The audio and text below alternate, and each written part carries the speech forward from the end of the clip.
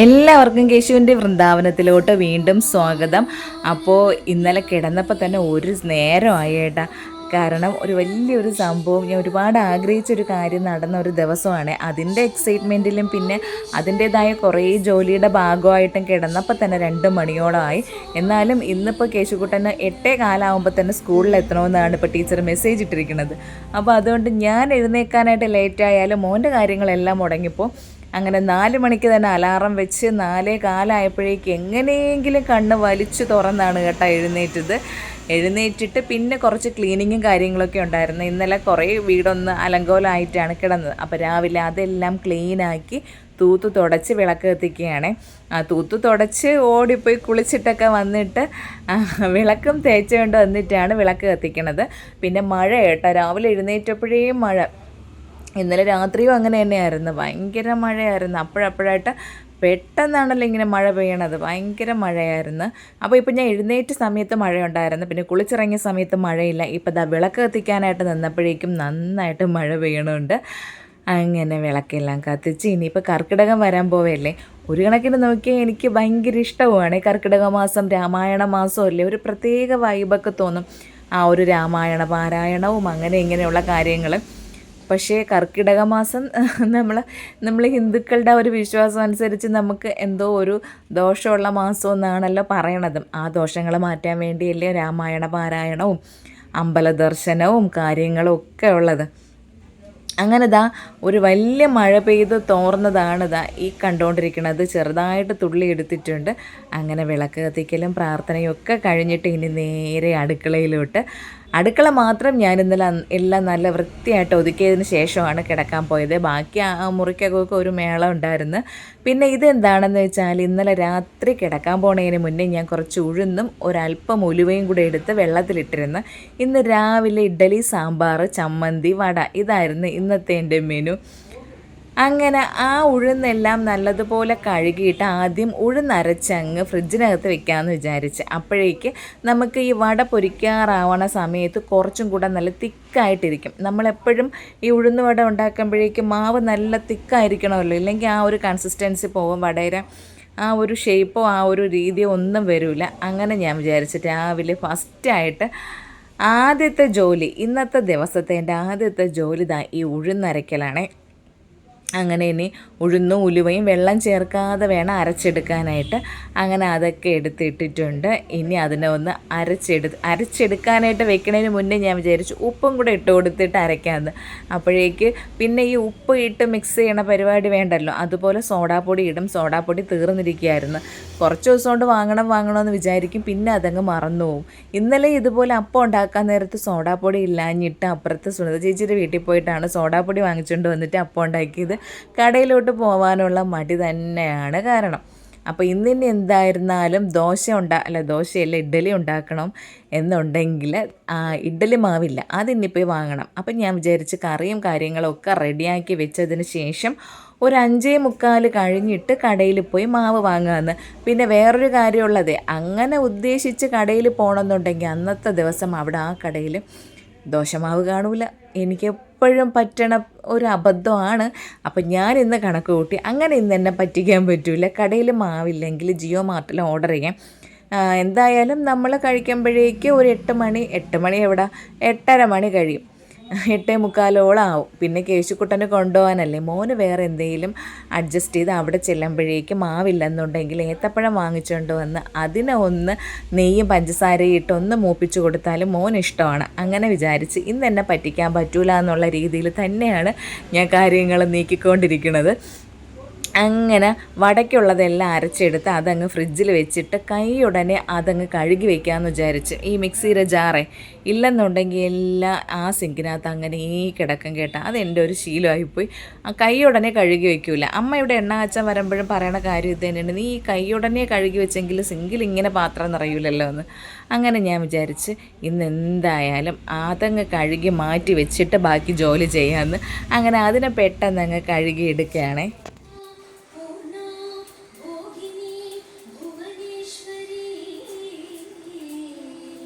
പിന്നെ ഞാൻ നേരത്തെ പറഞ്ഞതിലൊരു തിരുത്തുണ്ട്, മാവ് ഫ്രിഡ്ജിൽ വെച്ചില്ല. അതിലുള്ള ബാക്കി ഇൻഗ്രീഡിയൻ്റൊക്കെ ചേർക്കാനായിട്ടുണ്ടല്ലോ, അപ്പോൾ എനിക്കിവിടെ ക്യാരറ്റ് മാത്രമാണ് ഉണ്ടായിരുന്നത് കേട്ടോ. ക്യാരറ്റ് ഓയിൽ ഉണ്ടാക്കാനായിട്ട് വാങ്ങിച്ച് വെച്ച ക്യാരറ്റാണ്. അപ്പോൾ അതിൽ നിന്ന് കുറച്ച് കൊത്തി അരിഞ്ഞ് അതിലോട്ട് ഇട്ട് കൊടുത്ത് ഒരു പച്ചമുളകും കട്ട് ചെയ്ത് ഇട്ട് കൊടുത്ത്, ഒരു പച്ചമുളക് ഇടണമുള്ളൂ, കാരണം ഇവിടുത്തെ ആൾക്കും കൂടെ കൊടുക്കണ്ടേ, ഇവിടുത്തെ കുട്ടിക്കും കൂടെ കൊടുക്കണമല്ലോ. അപ്പോൾ മോനും കൂടെ കൊടുക്കണമെന്നുള്ളത് കൊണ്ട് ഞാൻ ഒരു മുളക് മാത്രമേ ഇട്ടുള്ളൂ. ഇല്ലെന്നുണ്ടെങ്കിൽ 1-2 മുളക് ഇട്ടാലും പ്രശ്നമൊന്നുമില്ല കേട്ടോ. അങ്ങനെ അതൊക്കെ ഇട്ട് ഒരല്പം റവ ഉണ്ടായിരുന്നു, അതും കൂടെയൊക്കെ അതിലിട്ട് മിക്സ് ചെയ്ത് വെച്ചിട്ട് ഇപ്പം മാവ് ഫ്രിഡ്ജിൽ വെച്ചതിന് ശേഷമാണ് തോരൻ പരിപ്പ് കഴുകാനായിട്ട് എടുത്തത്. ഇനി തോരൻ പരിപ്പ് കഴുകി കുക്കറിലാക്കണം. മനസ്സിലായാലും എന്തിനാണെന്ന് സാമ്പാറിന്. അപ്പോൾ ഞാൻ ഇടയ്ക്ക് വീഡിയോസ് ഇപ്പോൾ കൂടുതലും ഓയിലിൻ്റെ കാര്യങ്ങളും അതിൻ്റെ വിശേഷങ്ങളും ആണല്ലോ ഞാനിപ്പോൾ മിക്കവാറും വീഡിയോ ഇടാറുള്ളത്. അപ്പോൾ എനിക്കൊരു കമൻറ്റ് വന്നതാണ്, ഇപ്പോൾ എപ്പോഴും ഓയിലിൻ്റെ കാര്യങ്ങൾ മാത്രമല്ലേ ഉള്ളൂ, ഇഡ്ഡലി വീഡിയോ കാണാനില്ലല്ലോ എന്ന്. എന്തെങ്കിലും കളിയാക്കാൻ കിട്ടണ അവസരം ആരും വെറുതെ കളയൂല കേട്ടോ. അങ്ങനെ അപ്പോൾ പിന്നെ ആ ആളിൻ്റെ സങ്കടം അങ്ങ് തീർത്ത് കൊടുക്കാമെന്ന് വിചാരിച്ച് ഇന്ന് ഇഡ്ഡലി വീഡിയോ ആയിട്ടാണ് ഇറങ്ങിയിട്ടുള്ളത്. അങ്ങനെ തോരൻ പരിപ്പ് കഴുകി കുക്കറിലാക്കിയതിന് ശേഷം അതിലേക്ക് സവാള കട്ട് ചെയ്തിട്ട് കൊടുക്കണം. പിന്നെ ഈ സാമ്പാറിന് എനിക്കിന്ന് ഈ ക്യാരറ്റ് മാത്രമേ ഉള്ളൂ. ഞാൻ സാമ്പാർ വയ്ക്കണത് നിങ്ങൾക്കറിയാമല്ലോ. എനിക്ക് ഉള്ള വെജിറ്റബിൾ എല്ലാം കൂടെ വെട്ടിക്കൂട്ടിയിട്ട് സാമ്പാർ വയ്ക്കണതിനടുത്ത് വലിയ താല്പര്യമില്ല. ഉള്ളത് കൊണ്ട് സാമ്പാർ വയ്ക്കണം. അതെന്ന് വെച്ചാൽ ആ രീതി എന്നെ പഠിപ്പിച്ചത് എൻ്റെ ഭർത്താവ് തന്നെയാണ് കേട്ടോ. ചേട്ടനാണെങ്കിൽ ചോദിക്കുന്നത് എല്ലാം കൂടെ വെട്ടി വാരിയിട്ട് എന്തിനാണ് സാമ്പാർ വയ്ക്കുന്നത്, തമിഴ്നാട്ടിൽ പോയി നോക്കണം. എന്നിട്ട് വെങ്കായ സാമ്പാർ, വെണ്ടയ്ക്ക സാമ്പാർ, അങ്ങനെയാണ് അവർ സാമ്പാർ വയ്ക്കണതെന്ന്. പിന്നെ നോക്കുമ്പോൾ ശരി തന്നെ, നമ്മൾ എന്തിനാണല്ലോ ഈ വെജിറ്റബിൾ എല്ലാം കൂടെ വെട്ടി വാരി ഇടണത്, അതിൻ്റെക്കാളും അല്ലാതെ വെക്കുന്നതാണ് കുറച്ചും കൂടെ ടേസ്റ്റ് എന്ന് തോന്നും. ഇപ്പോൾ വെജിറ്റബിൾസ് ഉണ്ടായിരുന്നെന്നുണ്ടെങ്കിൽ ഞാൻ അതെല്ലാം ഇട്ട് തന്നെ വെക്കും. നമുക്ക് ഏത് രീതിയിൽ സാമ്പാർ വയ്ക്കാൻ കേട്ടോ, അതെല്ലാം ഭയങ്കര ടേസ്റ്റാണ്. പക്ഷേ ഞാൻ പറഞ്ഞില്ല, എനിക്ക് വറുത്തരച്ച് വെച്ചത് മാത്രം എന്തോ അത്രയ്ക്ക് അങ്ങോട്ട് ഇഷ്ടപ്പെട്ടില്ല. നമ്മളെ ടേസ്റ്റുമായിട്ട് ചേരാത്തതുകൊണ്ടാണേ.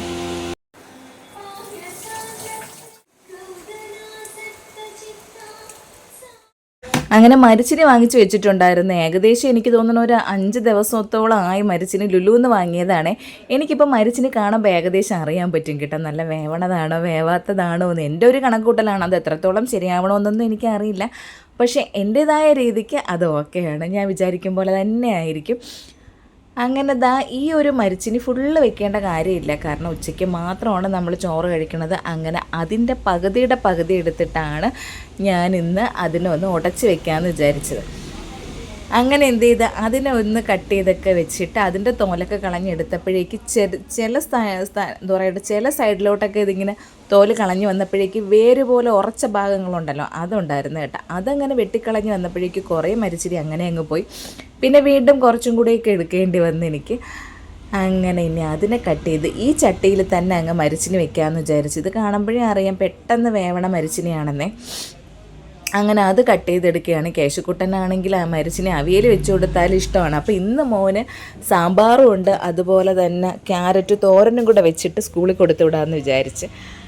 അപ്പോൾ ഇന്ന് അതുകൊണ്ട് ഞാനിങ്ങനെ മരിച്ചിനെ ഉടച്ചാണ് വെച്ചത്. അപ്പോൾ മരിച്ചിനെ ഉടച്ചത് മീൻകറിയും കൂട്ടി ചോറ് കഴിക്കണമെന്നായിരുന്നു ആഗ്രഹം. പക്ഷേ ഇന്നത്തെ ദിവസം മീൻകാരൻ ആരും വന്നില്ല. ഞാനിതെല്ലാം റെഡിയാക്കി വെച്ചിട്ട് മീൻകാരൻ നോക്കി നിന്നപ്പോൾ ആരും വന്നില്ല. വന്നാൽ ഇങ്ങനെ തുരുതുരാ വന്നുകൊണ്ടിരിക്കും, വന്നില്ലെങ്കിൽ ആരും കാണൂല. ഇന്നലെ ആണെന്നുണ്ടെങ്കിൽ ഇവിടെ നല്ല വാള കൊണ്ടുവന്നെന്ന്. ഞാനാണെങ്കിൽ ഇന്നലെ എഴുന്നേറ്റപ്പോഴും ലേറ്റായിപ്പോയി. മോനും ഇന്നലെ സ്കൂളിൽ വയ്യാത്തത് കൊണ്ട് സ്കൂളിൽ വിട്ടില്ല. അപ്പം ഞാൻ വിചാരിച്ചു എന്തായാലും കുറച്ച് ഉറങ്ങിയിട്ട് എഴുന്നേക്കാമെന്ന്. അപ്പോഴേക്കും മീൻകാർ വന്നിട്ട് പോവുകയും ചെയ്ത് എനിക്ക് വാള മീനും മിസ്സായി.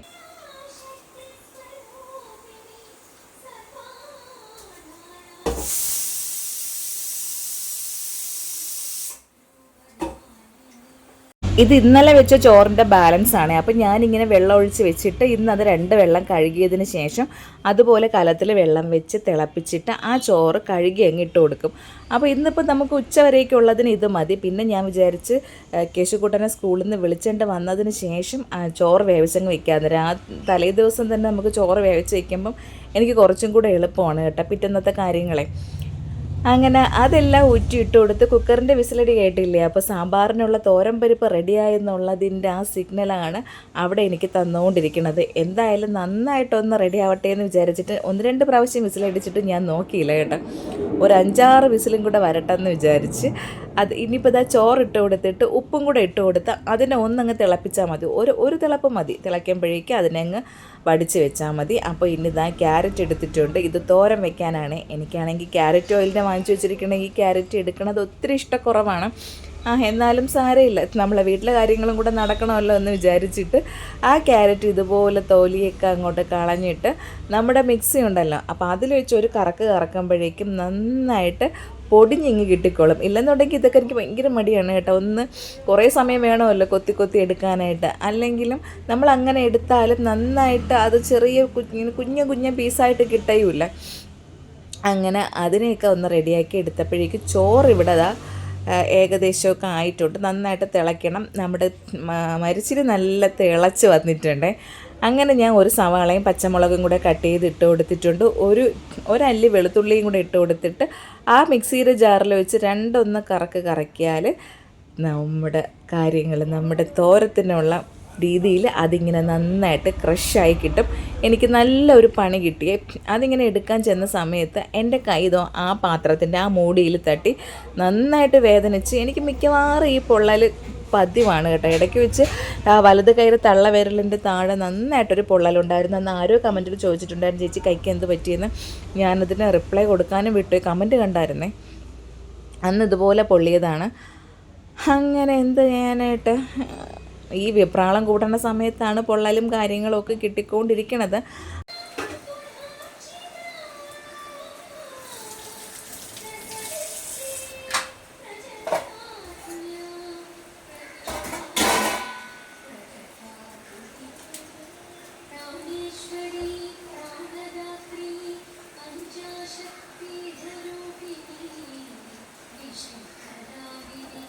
ഞാനിപ്പോൾ വിചാരിക്കണതേ, മുമ്പൊക്കെ ആണെന്നുണ്ടെങ്കിൽ നമ്മളിപ്പോൾ ഓരോ റീൽസിൽ കാണും പോലെ കല്യാണത്തിന് മുന്നേ ആയിരുന്നെന്നുണ്ടെങ്കിൽ ഈ ഒരു ചെറിയ പൊള്ളൽ മതി, എൻ്റെ ദൈവമേ, പിന്നെ അങ്ങോട്ട് എല്ലാം തീർന്നതുപോലെ ഒറ്റ കിടപ്പായിരിക്കും, എഴുന്നേക്കയുമില്ല.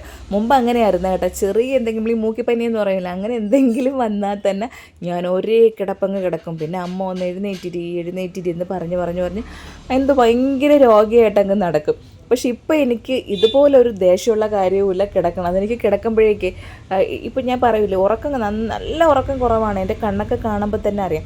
അപ്പോൾ കേശുക്കുട്ട സ്കൂളിൽ നിന്ന് വന്ന് കുളിച്ചതിന് ശേഷം ചിലപ്പോൾ ആ ഒരു 3:30 മണിയൊക്കെ ആകുമ്പോഴേക്കും, അല്ലെങ്കിൽ 4 മണിയാകുമ്പോൾ മോൻ ഉറങ്ങിയിട്ട് ചിലപ്പോൾ 7 മണിക്കായിരിക്കും എഴുന്നേൽക്കണത്. ചില ദിവസങ്ങളിൽ അവ ആ സമയത്ത് ഉറങ്ങില്ല, 8 മണിക്ക് ശേഷമായിരിക്കും ഉറങ്ങണത്. അങ്ങനെ എന്ത് ചെയ്യുന്നത് വെച്ചാൽ, മോൻ ഉറങ്ങുന്ന സമയത്ത് ഞാൻ വിചാരിക്കും 1 മണിക്കൂർ ഉറങ്ങിയിട്ട് എഴുന്നേക്കാം. അങ്ങനെ ഞാനും കിടക്കുമ്പോൾ കിടന്ന് കുറച്ച് കഴിയുമ്പോൾ ഞാൻ വിചാരിക്കും, ഈശ്വര ഈ സമയം കൊണ്ട് ആ ജോലി തീർത്താൽ അതങ്ങ് പെട്ടെന്ന് തീരുമല്ലോ, എനിക്ക് ഇന്ന കാര്യം ചെയ്യാൻ നിൽക്കുകയല്ലേ. പിന്നെ ഉറക്കം വരില്ല. നമുക്ക് ഉറങ്ങണമെന്നുണ്ടെങ്കിലും മനസ്സ് ഫ്രീ ആയിട്ട് ഇരുന്നാൽ മാത്രമല്ലേ പെട്ടെന്ന് ഉറക്കം വരുള്ളൂ. അപ്പോൾ എൻ്റെ കൈക്ക് നന്നായിട്ട് പൊള്ളലിട്ട് ഇതായാൽ അറിയാൻ പറ്റണുണ്ടോ എന്ന് അറിഞ്ഞുകൂടാ. ഇനി നാളെ ആകുമ്പോൾ ഞാൻ കാണിച്ചു തരാം. നല്ലതായിട്ട് അവിടെ അങ്ങനെ കളറ് നന്നായിട്ട് ചേഞ്ചസ് ആയിട്ട് വരുമല്ലോ. അങ്ങനെ അതവിടെ അപ്പോഴപ്പോഴും നോക്കണമുണ്ടെങ്കിലും നോക്കി നമുക്ക് ഇങ്ങനെ സങ്കടപ്പെട്ടിരിക്കാനുള്ള സമയമില്ല. അങ്ങനെ ഇത് തോരൻ പരിപ്പൊക്കെ റെഡിയായി. ഇനി അതിലുള്ള മസാലകൾ ചേർത്തുകൊണ്ടിരിക്കുകയാണ്. ക്യാരറ്റും നന്നായിട്ട് വെന്ത് കിട്ടിയിട്ടുണ്ട്. അങ്ങനെ ക്യാരറ്റും സവാളയും തോരൻ പരിപ്പും കൂടെ ഇട്ടിട്ടാണ് ഞാനത് നല്ലതുപോലെ വേവിച്ചെടുത്തത്.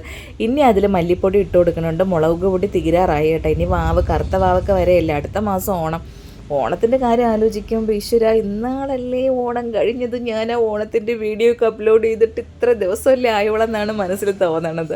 അപ്പോൾ കേശുവിന് സ്കൂളിൽ നിന്നാണെങ്കിൽ ഓണം അവധി വെക്കേഷനൊക്കെ വന്നപ്പോഴേക്ക് അതിനടുത്ത മാസം ഓണമാണോ എന്നാണ് ആലോചിക്കുന്നത്. ഇത്ര പെട്ടെന്നല്ലേ ദിവസം പോണത്, ചിന്തിക്കാൻ പറ്റണില്ല. അതുപോലെ നമ്മുടെ പ്രായവും കൂടി വരെയല്ലേ.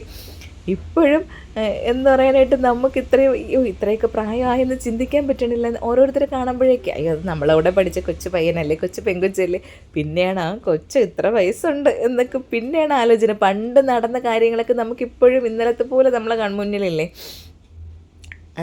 പിന്നെ വേറൊരു കാര്യമുള്ളത്, നമ്മളൊക്കെ ഒരു 10ാം ക്ലാസ്സൊക്കെ ആയ സമയത്ത് നമ്മുടെ അമ്മമാരൊക്കെ നടക്കുന്ന ഒരു രീതി ഉണ്ടല്ലോ. അച്ഛനായിരുന്നാലും അമ്മയായിരുന്നാലും കുറച്ച് പ്രായവും പക്വതയും ഉള്ളതുപോലെ 10ലും +2ലൊക്കെ ആകുമ്പോഴേക്ക് അമ്മ എന്നുള്ള ഒരു സിനിമയിലൊക്കെ കാണുമ്പോൾ ആ ഒരു സങ്കല്പത്തിലല്ലേ നമ്മുടെ അമ്മയും അച്ഛനൊക്കെ നടന്നുകൊണ്ടിരുന്നത്.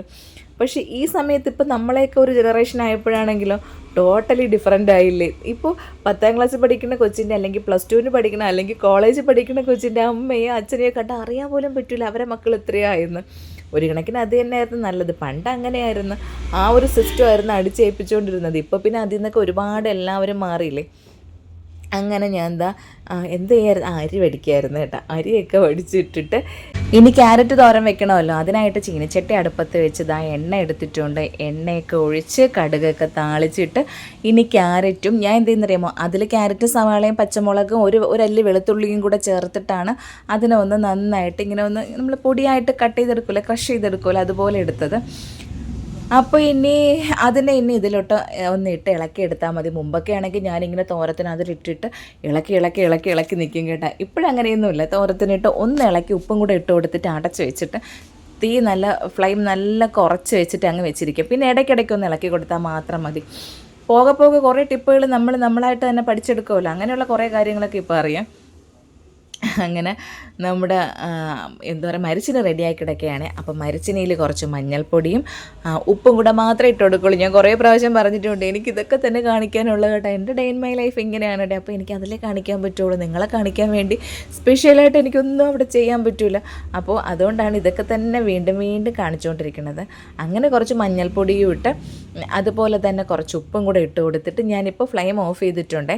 ഇനി കുറച്ച് വെള്ളം കിടക്കണമെങ്കിലും ചട്ടിയിലായതുകൊണ്ട് ഈ വെള്ളം വലിഞ്ഞങ്ങ് മുറുകും. അപ്പോഴേക്ക് കുറച്ചും കൂടെ ഇത് കട്ടിയാവും. കണ്ടില്ലേ, ഞാൻ പറഞ്ഞു തീരുന്ന മുമ്പ് സംഭവം ഓക്കെ. ഇനി ഗ്യാസ് റോളിലോട്ട് അങ്ങ് മാറ്റി അങ്ങ് അടച്ച് വെച്ചാൽ അത് അവിടെ തന്നെ അങ്ങ് ഇരുന്നോളും. ഈ മരിച്ചിനെ ഉണ്ടല്ലോ, ഇതിപ്പോൾ ഉച്ചയ്ക്ക് ചേട്ടൻ ചിലപ്പോഴേ കഴിക്കുള്ളൂ, ഞാൻ മാത്രമായിരിക്കും കഴിക്കണത്. ഒന്നാമത് മീനും ഇല്ല. എനിക്കിതുപോലൊരു സങ്കടമില്ല. എനിക്ക് മരിച്ചിന് നല്ല ഉടച്ച മരിച്ചിനെയും നല്ല മീൻ കറിയും വെച്ച് കഴിക്കണമെന്നാണ് ഞാൻ വിചാരിച്ചത്. അതെന്തായാലും നടന്നില്ല. അപ്പോൾ ഇനി മീൻ കിട്ടൂല എന്നറിഞ്ഞെങ്കിൽ ഞാൻ ഈ മരിച്ചിനെ ഉടച്ചു വയ്ക്കാനൊന്നും നിൽക്കൂല കേട്ടോ. എനിക്ക് ഇതൊക്കെ മരിച്ചിനെയൊക്കെ ഉടച്ചു വെച്ചാൽ എനിക്ക് മീൻ കറിയും കൂടെ വേണം, എന്നാലേ പറ്റുള്ളൂ.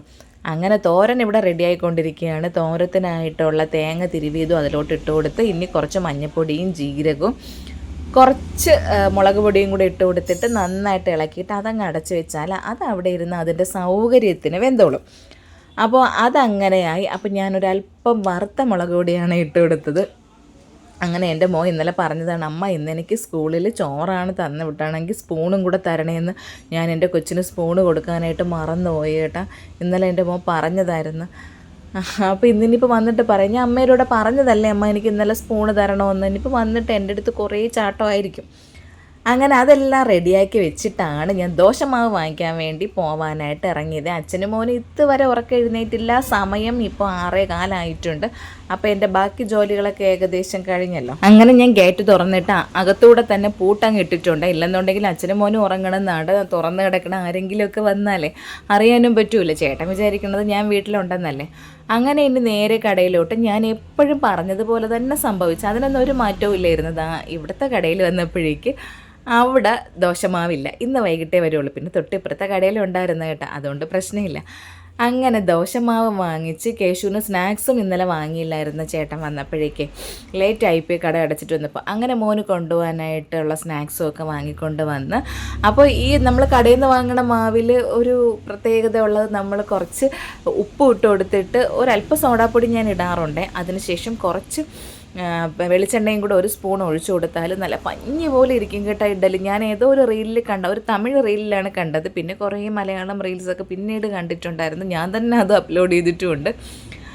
അങ്ങനെ അവിടെ ഇഡ്ഡലിക്കുള്ളതും വെച്ചിട്ട് ഇവിടെ സാമ്പാർ റെഡിയായി. ഞാൻ കാസറോളിൽ ഒഴിച്ചു വെച്ചിട്ട് ഇനി സാമ്പാറിലേക്കുള്ള കടുകാണ് ഇവിടെ താളിക്കാൻ പോണത്. അയ്യോ അല്ല, സാമ്പാറിൽ കടുകൊക്കെ താളിച്ചായിരുന്നു കേട്ടോ. ഇതിന് വട ഉണ്ടാക്കാൻ പോണതാണേ. അങ്ങനെ ഇങ്ങനെ ഭയങ്കര ഈസിയാണല്ലോ ഇതുപോലെ വട ഉണ്ടാക്കാനായിട്ട്. ഇനി ഞാൻ ഇതിൻ്റെ കാര്യവും പറയണില്ലേ, കുറേ വീഡിയോയിൽ പറഞ്ഞിട്ടുണ്ട്. അങ്ങനെ ആ ചിരട്ടയിൽ വെച്ച് ചിരട്ടയിൽ നച്ചാക്കി മാറ്റിയിട്ടാണ് വട ഉണ്ടാക്കിക്കൊണ്ടിരിക്കുന്നത്.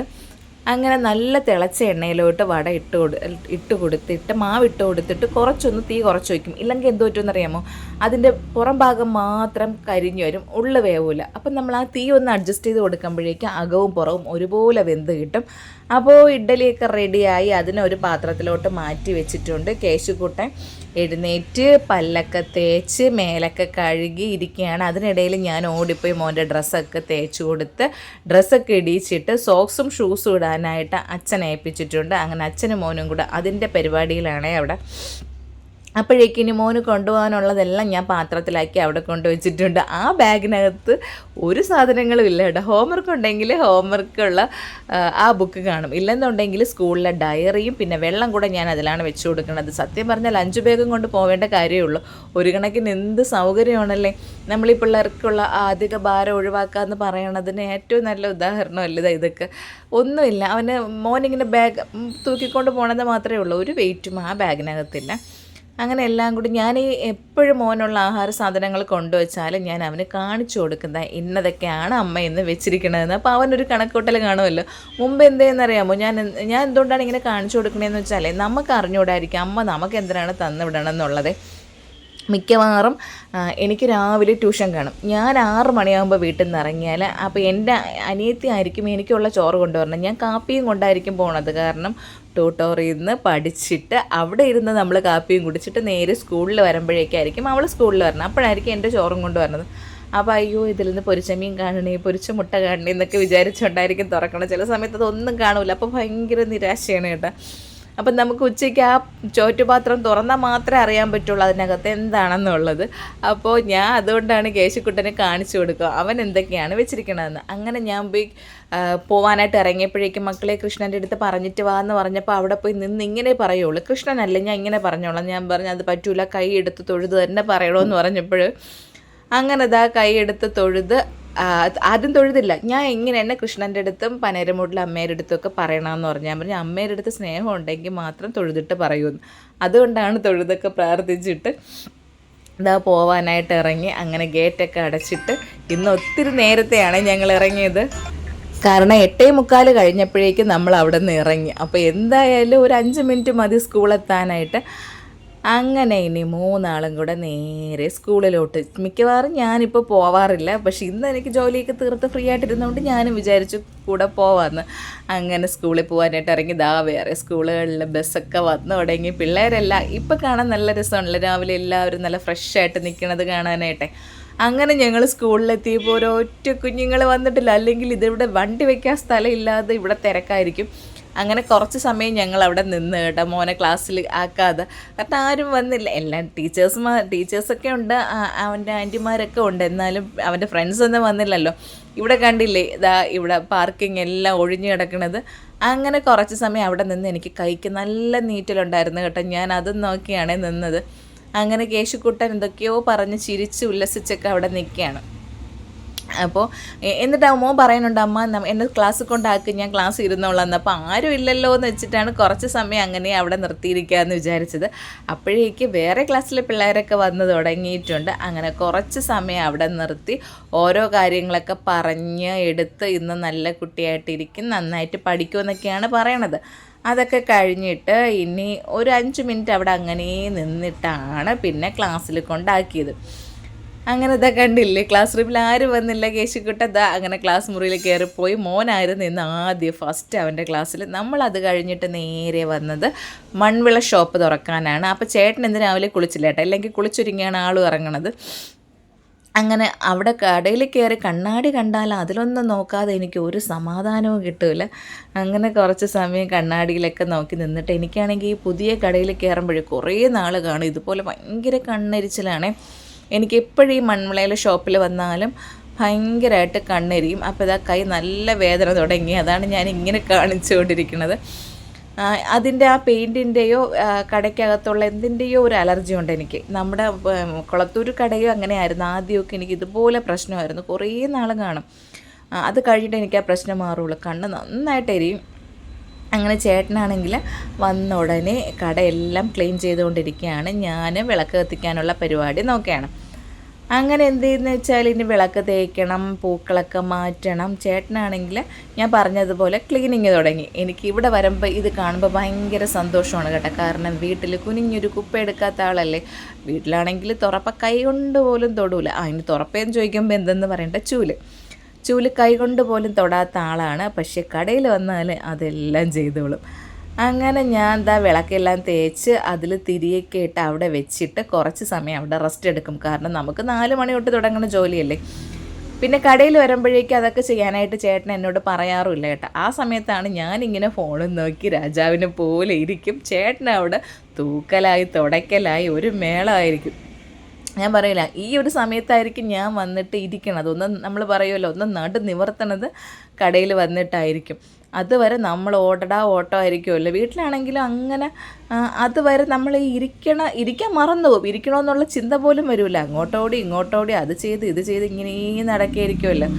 പിന്നെയാണ് ഞാൻ വന്ന മെസ്സേജുകൾ, കമൻറ്റുകൾ, ഓയിലിൻ്റെ ഓർഡർ എവിടെ ഒരു 5 മിനിറ്റ് നേരത്തേക്ക് പെട്ടെന്ന് ഇങ്ങനെ ഒന്ന് ഓട്ടിച്ച് നോക്കും. പിന്നീടാണ് അതെല്ലാം ഒന്ന് സമാധാനമായിട്ട് നോക്കണത്. ചേട്ടൻ അവിടെ ജോലിയോട് ജോലി, അവിടെ മൊത്തം മഴ പെയ്തതുകൊണ്ട് ഫുൾ വെള്ളം. അപ്പോൾ അതെല്ലാം ഒന്ന് കഴുകി ഇറക്കണമല്ലോ, ആ പരിപാടിയാണ് അവിടെ നടക്കുന്നത്.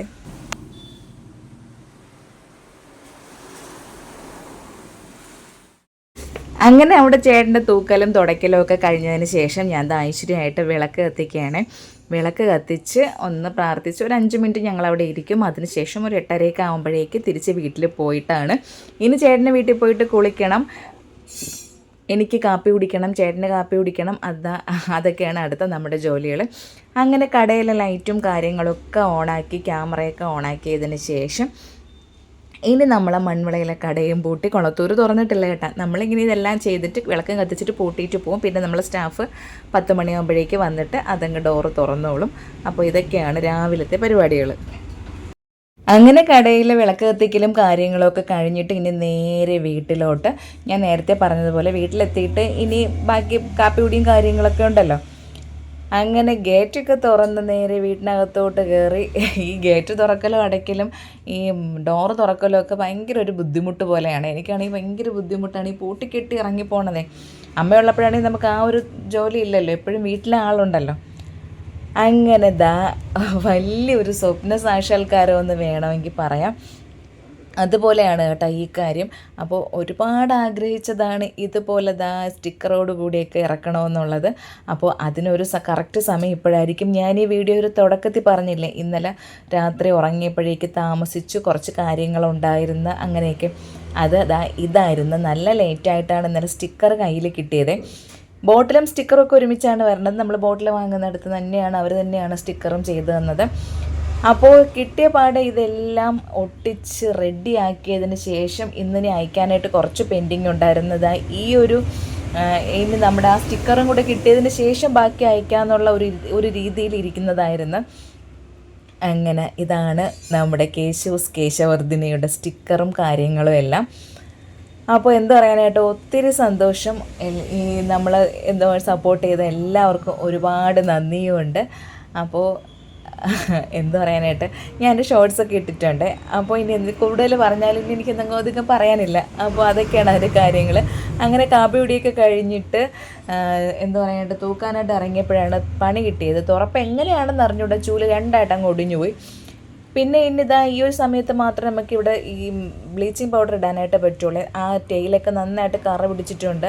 ഇനി നാളെ ഈ പറഞ്ഞതുപോലെ 1-ാം തീയതിയും കൂടെ അല്ലേ. ഇപ്പം നമ്മൾ ഇതിട്ടിട്ട് പോയാലേ പിന്നെ മഴയും കൂടെ പെയ്തിരിക്കുന്നത് കൊണ്ട് തന്നെ നന്നായിട്ട് അത് ആ അഴുക്കൊക്കെ മാറിയിട്ട് നല്ല ഭംഗിയായിട്ട് അതങ്ങ് കിടന്നോളും.